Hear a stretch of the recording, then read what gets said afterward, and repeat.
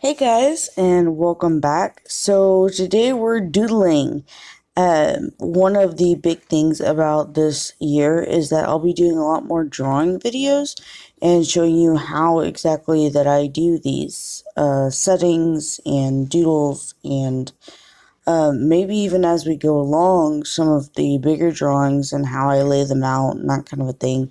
Just, more behind the scenes type stuff that I've heard that a lot of you guys want. So this is what we're doing today. I'm just putting out a setting so that we can do our next tutorial, which is going to be these almost black pearl looking pieces that are going to look super 3D and really awesome. So since they're going to be like dark bluish, blackish type, I figured that I kind of wanted the color of the setting to be maybe like a gold or a tan, just to really set it off. But first we're going to doodle and then we'll get to the color a little bit later on. These are really simple flayers. These are real simple flayers, flowers to do. Very, very easy. Just 4 little petals, and then I double the lines at the top and make sure that they come down in the same corners. And then circles, curly cues, anything like that I really, really love. So I'm going to do a couple of those as well.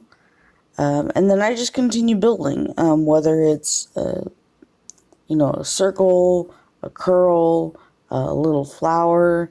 As long as you just continue it, make it into, something bigger and bigger. You just continue building on whatever you have. Since I have 3 settings for the gems, I figured I'd do 3 flowers, and then we'll just start going off from there. So, swirls, figured I'd do 1 on each side, and just continue building and see where it goes from there. I usually don't stop and think about it a whole bunch, I just kind of go for it. I find that when I sit and try and think and plan out a doodle or a setting for too long, I get overwhelmed with all the ideas and the possibilities of it, and I end up not doing a great setting or just not doing a setting at all and just drawing like a circle and doing a gem. So I prefer to just go for it, and as soon as I get an idea, start on it. That way I complete that idea, go on to the next one without getting overwhelmed, because my brain goes really, really fast most of the time, and I try and just go with it as quickly as I can, honestly. So if you have ideas about settings, if you have things you want to see as far as drawing and whatnot, please, please, please make sure that you do comment and you do tell me about them, or ask questions, or whatever you would like, make suggestions. I always want to hear it. Always. So,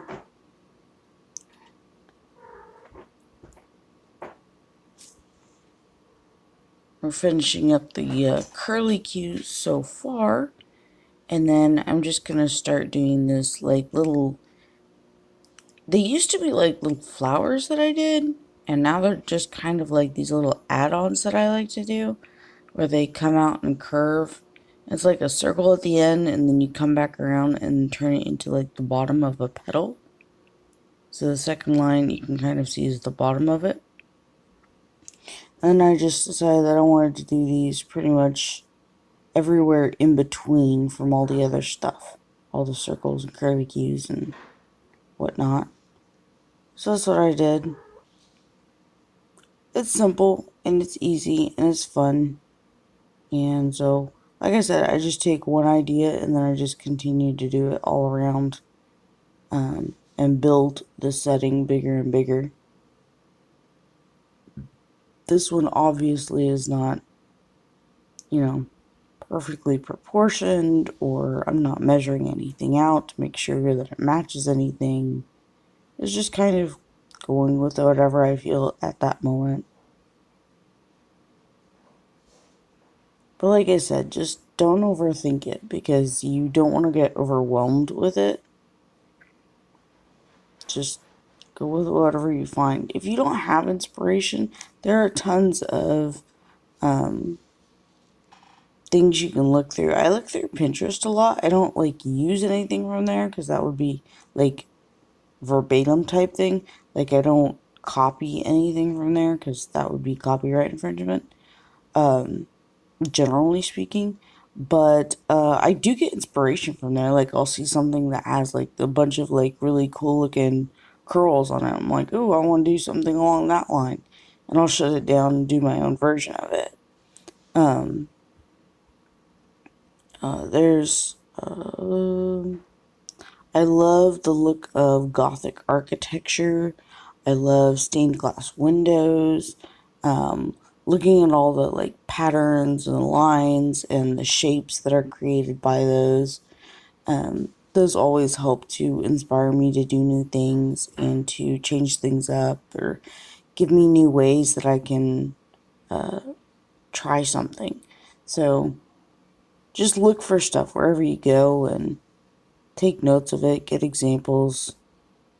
And as long as what you are drawing or trying to draw doesn't, like, if somebody looked at your artwork and cannot see where you got the inspiration for it, then it's not copyright, and you can use someone else's to just kind of be like, oh, that's woven, and I kind of want to create a woven look, and you do your own. As long as you can't tell where you got that reference from, then it's no big deal.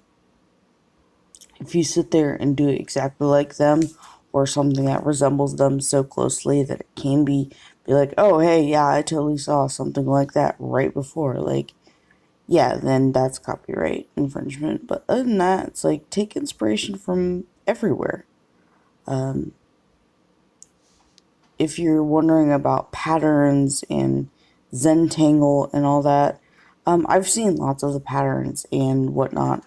Could I tell you the names of them? No, not a chance. But I don't really like look up how to do them. I usually can just kind of glance at something and know how they drew that. But if you're into Zentangling and whatnot, and you feel like that's a great expression, go for it. Look up different tangles and how to use patterns and grid things off and whatever else they do. I'm sure that some of you are going to tell me that these are specific tangles and that they have names. And I'm like, yeah, okay, there are lines and shapes, and everybody can do lines and shapes. So, I mean, but that's just my take on it, and I'm entitled to my opinion. So, I'm also entitled to be wrong. So, there's that. Anyway, so this is just the doodle part. I have one of my Kieran Dollar super colors here, and it is the color of brown ochre, and I'm just going to get in and around behind the flowers because I kind of want the flowers to pop a little bit because I really like them, and then kind of push everything back a little bit. So I'm going to color on top of those. Real just quick and easy, nothing ridiculous. The super colors I found are just incredibly useful for everything from backgrounds to working with my watercolors to, I mean, just awesomeness. And you guys know that I do a ton of watercolors. So I've really enjoyed working with them and learning them and whatnot. And this is only cardstock paper. And so it is it's not the best for wet media, but because the supercolors do not take a lot of water to activate and to blend with, you can do it on them very, very easily. This is not copy paper though, so don't get those two mixed up. This is cardstock.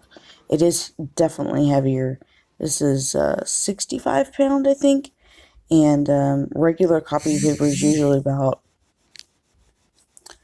20 or 25 pound, I think.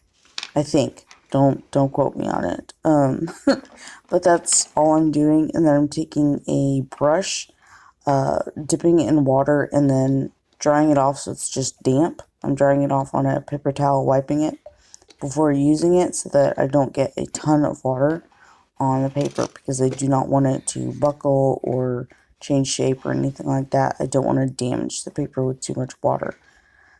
So I'm just using a paintbrush, wiping it off, and then just quickly going over this and smoothing it out, getting a little bit of a blend and a gradient going on, and just to get that background kind of almost a sepia kind of look, maybe a very light sepia look. I don't know, it's brown ochre, so I kind of think of like a goldish, I don't know, whatever. It's a thing. I did a thing with some stuff.